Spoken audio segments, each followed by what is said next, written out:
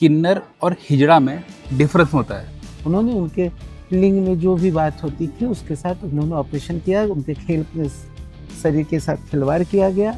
इसलिए हम बोलते हैं कि हम हिजड़े नहीं हैं, हम सनातनी से ही हम किन्नर हैं और किन्नर ही रहेंगे। तो क्या होता है, नर और नारी दोनों शक्तियाँ जो क्लॉकवाइज एंटी क्लॉकवाइज दोनों हमारे। पुरुष किसी पर तंत्र कर दे उसकी काट है, कोई औरत किसी पर तंत्र कर दे उसकी काट है, पर अगर कोई किन्नर किसी पर तंत्र कर दे तो दुनिया में ऐसा कोई नहीं से कोई काट हो पाए। ये क्या सही बात है? किन्नरों का विवाह होता है एक देवता के साथ और उसके अगले दिन उस देवता की कहते हैं कि रात के हम लोग मतलब क्या बोलते हैं, सुहागन बन। तो दोस्तों सबको जय माँ कामाख्या।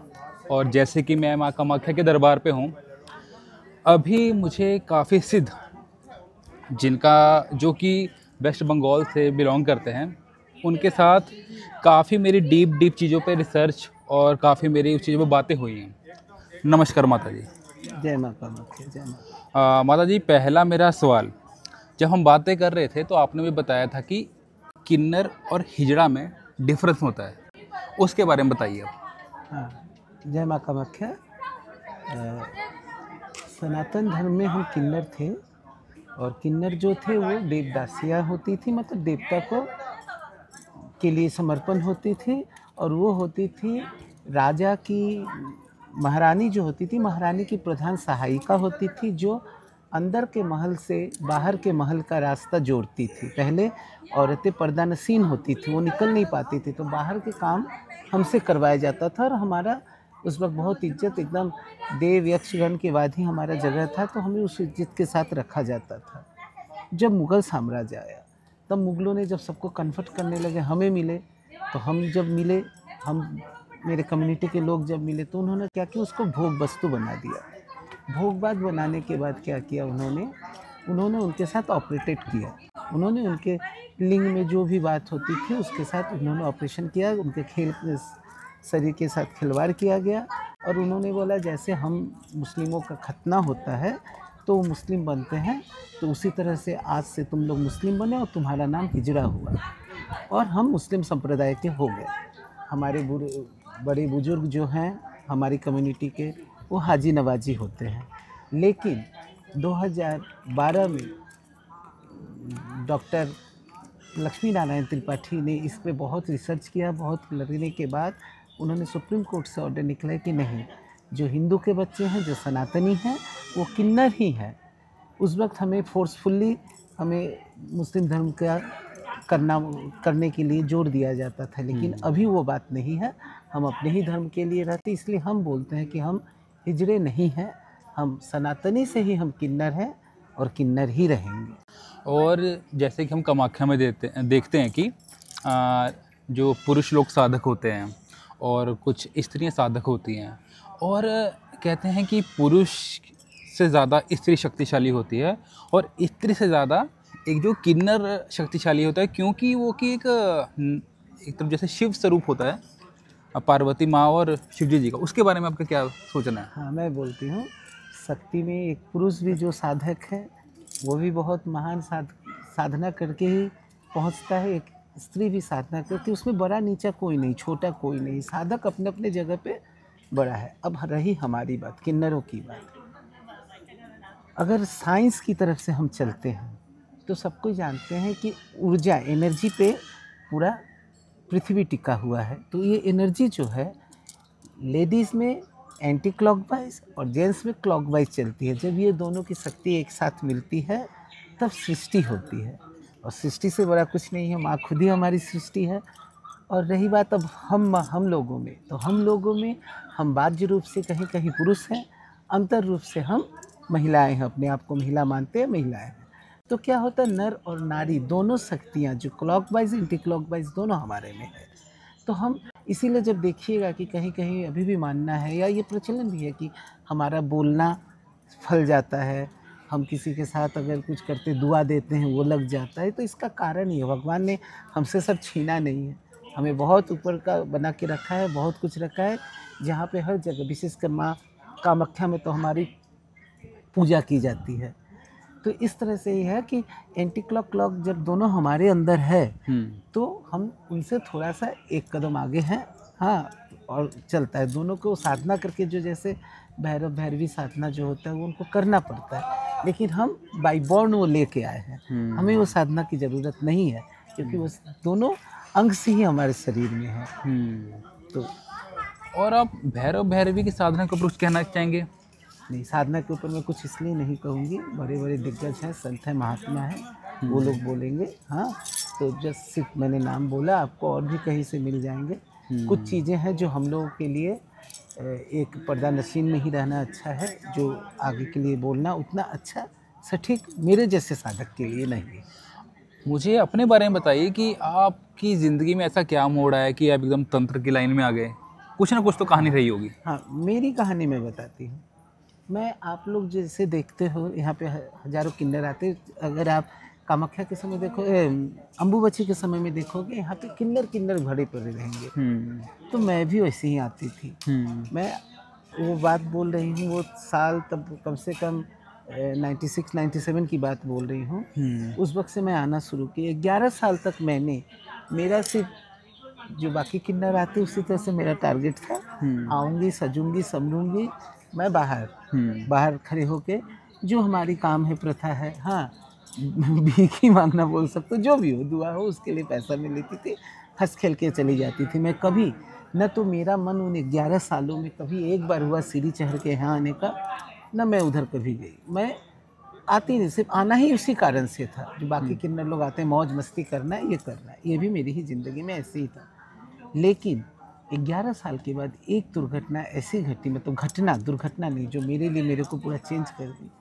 मैं रात को 3 बजे अम्बुबची के दौरान नीचे उतर रही थी, तो एक औरत आके मेरे पैर पकड़ के बहुत रोने लगी कि माता, मेरे बच्चे नहीं हो रहे, 20-22 साल हो चुके हैं, अगर अब नहीं हुआ तो मेरे सब परिवार वाले मुझे छोड़ देंगे, मेरे हस्बैंड भी दूसरी शादी कर लेंगे।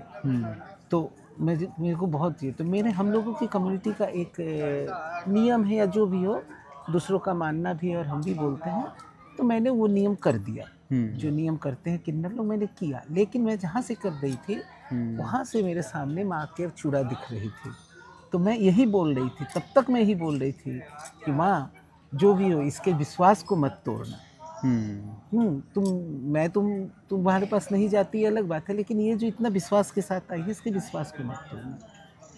1 साल हो गया, शायद वो डॉक्टर का ही हो या विज्ञान की पद्धति है, जिस कारण से भी हो, मुझे भी पता नहीं, मैं वो बात भूल गई। 1 साल बाद जब मैं फिर आई, मैं मंदिर के नीचे अपना काम कर रही थी, तो उस दौरान मेरे को सब कोई बोल रहे हैं कि सुप्रिया, तुमको कोई ढूंढ रही है, एक औरत ढूंढ रही है। तो मैं बोली कि ठीक है, जो भी ढूंढ रहा है, मेरे को, मैं इस जगह मिलूंगी, बताना। जब वो आई, वो आके मेरे हाथ में बच्चा दे गई। जब बच्चा मेरे हाथ में दे रही है, तब भी मैं माँ का चूड़ा देख रही हूँ, मेरे रोंगटे खड़े हो रहे हैं बोलते बोलते। वो जो चेंजिंग हुआ, मैंने माँ का धन्यवाद, माँ का धन्यवाद कौन कर सकता, माँ तो सबकी है। लेकिन मैं उस दिन मेरे में उस दिन से ये चेंजिंग आई। तो अगर मैं जो पूजा पाठ नहीं करती थी, विश्वास नहीं करती, उसमें अगर ये आ सकता है, उसके बातों पे माँ आ सकती, तब तो माँ सब जगह। तब मैंने अपने आप को जानना, पहचानना शुरू किया कि मैं क्या हूँ, क्यों आई हूँ। क्योंकि मेरे पिताजी एक बात बोलते थे कि हर कोई एक चींटी भी जब यहाँ आता है ना, तो वो अपना काम लेके आता है। अपने आप को ढूंढो, अपना काम ढूंढो। तब मुझे उस वक्त समझ में आया कि अपना काम अपने आप को ढूंढना। अपने आप को जब ढूंढते ढूंढते घुसी, अभी तक तो अपने आप को समझ नहीं पाई हूँ, लेकिन मैं धीरे धीरे इस लाइन में चली आई। फिर मेरे गुरुजी मिलते गए, हाँ, बाकी लोगों से जुड़ती गई, तो इतना अच्छा होता गया। जो मैं पहले की लाइफ से मेरे में बहुत चेंजिंग, बहुत लोग मुझसे जुड़ते गए, बहुत अच्छे संबंध बनते गए। इस तरह से मैं अपने आप को ये करने के बाद माँ की, तो मैं अभी माता ही जाने कहाँ तक मुझे ले जाएगी, लेकिन उसी के दरबार में, उसके शरणापन्न में हूँ। हाँ, अब तो यही मेरी शिक्षा बोलिए, दीक्षा बोलिए, जो भी हो, जिंदगी का सफ़र मेरा अब शुरू हुआ। तब से नहीं था, अब मेरी शुरू होकर यहाँ पहुँची। अच्छा, आपकी लाइफ में कुछ ऐसा एक्सपीरियंस आपको हुआ हो, जैसे कि कहते हैं कि नेगेटिव एनर्जी, पॉजिटिव एनर्जी, या फिर किसी के ऊपर कोई तंत्र बाधा हुई हो, जिसने आपका भी दिमाग चकरा दिया हो, उसके बारे में कुछ कहना चाहेंगे? कुछ आपकी लाइफ की रियल स्टोरीज के ऊपर। देखिए, मेरी लाइफ की कहानी, अगर मेरी लाइफ की, तो हम हर किन्नरों की तो लाइफ ही बहुत दुविधा भरी है। हाँ, तो नेगेटिव एनर्जी की बात बोल रहे हैं, ऐसा एनर्जी तो बहुत जगह दिखा है। मेरे गुरुजी के साथ भी जब रही हूँ बहुतों को उन्होंने ठीक किया है, देखी हूँ नेगेटिव को पॉजिटिव। लेकिन मैं जो फील करती हूँ, जब मैं नास्तिक थी, जब मैं पूजा नहीं करती थी, जब मैं कुछ नहीं, उस समय शायद मेरे में नेगेटिव इसलिए थी क्योंकि मुझे सिर्फ पैसे की भूख थी और बाकियों की जैसी थी। हाँ, लेकिन मैं अपना चेंजिंग बोलती हूँ। जब इस लाइन में जब गुरु का हाथ मेरे ऊपर पड़ा तो मेरी नेगेटिव से पॉजिटिव ऊर्जा उसका सबसे बड़ी बात बताती हूँ कि किन्नर ये शर्माने की भी बात नहीं है। किन्नर सस्ते समझते हैं अपने गुरु के लिए, इसके लिए सही है, हम लोग भी सस्ते। लेकिन उस वक्त जो नज़रें मुझे देखती थी, हाँ, इसका कोई किसी भी तरह से राजनीतिक या कोई गलत तरीका से ये मत सोचना। उस वक्त जो नज़रें मेरे ऊपर गड़ती थी वो दूसरे तरफ की थी, वो नेगेटिव थी, वो मेरे लिए मेरे को और भी दलदल में ले जाती थी। और अभी जो चेंजिंग हुआ पॉजिटिवली, अब जो मैं माँ बनी या दीदी बनी या ये जो बनते गए, ये जो चेंजिंग मेरे साथ अगल बगल का जो एक एनवायरनमेंट तैयार हुआ है, हाँ, ये मैं फील कर सकती, मैं अपनी जुबान से बयान नहीं कर सकती, लेकिन मुझ में ये फील आया है। और बाकी नेगेटिव एनर्जी और पॉजिटिव एनर्जी 100% है।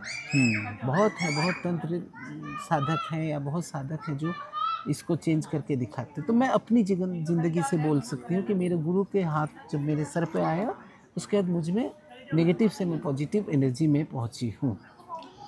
और एक ना तमिलनाडु में एक फेस्टिवल होता है जिसमें किन्नरों का विवाह होता है एक देवता के साथ, और उसके अगले दिन उस देवता की कहते हैं कि एक रात के हम लोग मतलब क्या बोलते हैं, सुहागन बनते हैं। ये तमिलनाडु के किन्नरों की एक प्रथा है। अभी तो भारत के सारे लोग जाते हैं एक रात के लिए। कि देखिए हमारी शादी नहीं होती और वो देवता जो है वो किन्नरों के देवता है। हाँ, तो इसलिए हमारा मानना है कि हमारी कम्युनिटी का मानना है कि हम अगर उनसे ही शादी करते हैं, उनके से शादी करने के बाद हम दूसरे दिन उनकी डेथ हो जाती है, तो हम उस दिन चूड़ी तोड़ के अपने आप को मतलब बेवा या विधवा जो भी बोले ये मानते हैं। हाँ, लेकिन आज मैं एक बात और बताती हूँ। आप देखोगे कि किन्नरों की शादी नहीं होती, लेकिन किन्नरें सिंदूर लगाती हैं, पूरा सस्ती समझती हैं। ये हमसे बहुत बार पूछा जाता है कि क्यों। तो मैं अपने दीक्षा गुरु की बात नहीं कर रही हूँ, मेरा भी तो गुरुमुखी विद्या है। हम जो किन्नर हैं वो गुरुमुखी परंपरा में ही चलते हैं। तो मेरी जो गुरु होती है किन्नरों में, वो जब मेरे को अपने सनापन में करती है, अपने आंचल देती है, तो वो मेरे को सिंदूर पहनाती है। उसकी बदौलत मेरे जिंदगी की सारे सिंदूर के हकदार वो ही होती है। अब जब उनका कुछ हो जाता है, तब जो जिसका जो रिचुअल्स हिंदू का हिंदू की तरह से, मुस्लिम का मुस्लिम, फिर हमें बेवा बनाया जाता है। हाँ, तब हम उस सिंदूर को फिर छोड़ देते हैं। ये है नॉर्मल किन्नरों की बात, किन्नरों के जगह पे। लेकिन हम देवता उस देवते के तमिलनाडु के उन देवता के पास जाके भी अपने आप को एक दिन के लिए सुहागन औरत बनाते हैं। और एक बात मैंने और सुनी है, जैसे कहा जाता है कि कोई पुरुष किसी पर तंत्र कर दे उसकी काट है, कोई औरत किसी पर तंत्र कर दे उसकी काट है, पर अगर कोई किन्नर किसी पर तंत्र कर दे, वो दुनिया में ऐसा कोई नहीं इससे कोई काट हो पाए। ये क्या सही बात है? देखो, इसका तो एक ही बात बताऊंगी, तो शुरू से ही बोला जाता है। जय माँ, ठीक है। ये तो बोला ही जाता है कि किन्नरों की जुबान लगती, किरण अच्छा बोलता है तो भी लगता है, बुरा बोलता है तो भी लगता है। लेकिन बैठो। लेकिन एक बात मैं बोलना चाहती हूँ, तंत्र जो है वो अपनी जगह है, किन्नर अपने जगह है। हाँ, कोई किन्नर किसी का बुरा कभी नहीं कर सकती।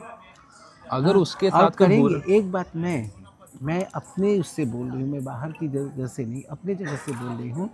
कोई भी किसी का बुरा करेगा तो उसका फल बुरा भोगना पड़ेगा। रबर ड्यूस बॉल है ना, आप मारोगे तो उल्टा तरफ आप ही की तरफ आएगा। इसलिए कोई अगर कुछ करते हो ऐसा, हाँ, किसी परिस्थिति के कारण बहुत बार करना पड़ता है, लेकिन दिल से कोई किन्नर आपको बुरा भला बोल सकती है, लेकिन कभी आपका बुरा हो या कुछ तांत्रिक ऐसा सिद्धि प्राप्त होने के बाद भी करना, मुझे तो नहीं लगता करना चाहिए या करती।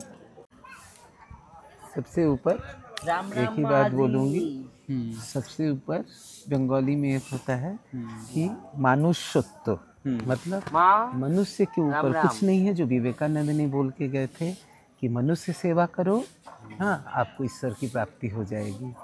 और आजकल के बच्चों के लिए मेरे एक ही बोलना है, मंदिर मस्जिद गुरुद्वारा कहीं घूमने की ज़रूरत नहीं है। अपने माँ और बाप का सेवा करो, आपको भगवान अपने आप मिल जाएगा। जय माँ कामाख्या। जय माँ। जय माँ कामाख्या माँ। ये मेरा गुरु माँ है, मेरा दुआ है हमेशा मैं खुशी रखूँ। मेरे माँ मेरे को एकदम हमेशा एकदम दुआ बेटा। देगा। माँ कामाख्या हमेशा हमको अच्छा रखेगा। अच्छा रखेगा। हाँ हाँ, ये मेरा गुरु माँ है। अरे जाओ, नहीं खुशी बाबू। खुशी रहना चाहिएगा। दोस्तों जय माता जी। सबको जय माता दी। जय माता जी।